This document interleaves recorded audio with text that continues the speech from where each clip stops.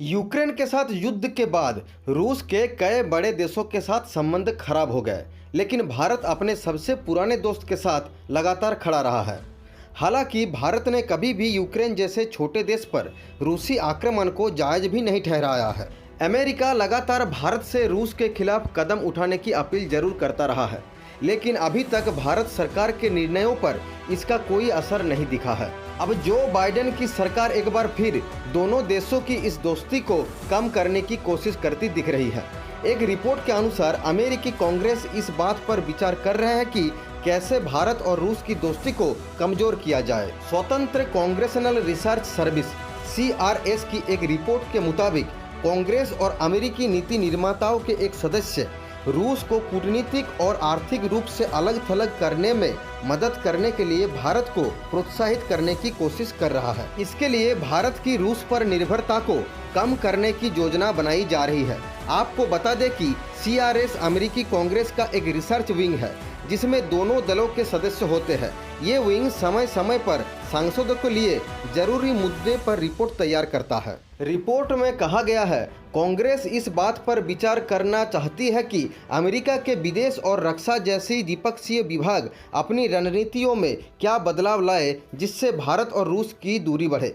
CRS ने अपनी इस रिपोर्ट को भारत रूस संबंध और अमेरिकी हितों के लिए निहितार्थ शीर्षक दिया है। अभी तक जो बाइडेन की प्रशासन के अधिकारियों ने यूक्रेन पर आक्रमण के बाद रूस को लेकर भारत की तटस्थता के पीछे की मंशा को स्वीकार किया है।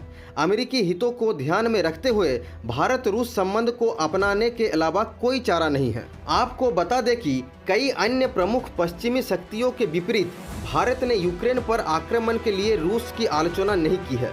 इसके अलावा संयुक्त राष्ट्र के मंच पर रूस के खिलाफ वोट करने से भी परहेज किया है। अक्टूबर 2018 में भारत ने तत्कालीन ट्रंप प्रशासन की चेतावनी के बावजूद अपनी वायु रक्षा को मजबूत करने के लिए S-400 मिसाइल प्रणाली की 5 इकाई को खरीदने के लिए रूस के साथ $5 अरब अमेरिकी डॉलर के समझौते पर हस्ताक्षर किया था। अमेरिका पहले ही रूस से S-400 मिसाइल रक्षा प्रणालियों के एक बैच की खरीद के लिए काटसा के तहत तुर्की पर प्रतिबंध लगा चुका है।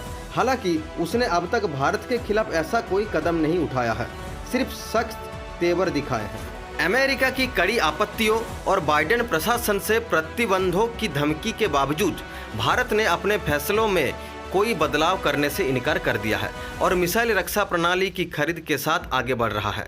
विदेश मंत्रालय ने पिछले 7 नवंबर को कहा कि भारत एक स्वतंत्र विदेश नीति का अनुसरण करता है और इसके रक्षा अधिग्रहण उसके राष्ट्रीय सुरक्षा हितों के अनुसार होती है। संयुक्त राज्य अमेरिका ने लंबे समय से भारत और रूसी सैन्य उपकरणों की खरीद को और कम करने और रक्षा सामानों के अपने स्रोत में विविधता लाने के लिए प्रोत्साहित किया है।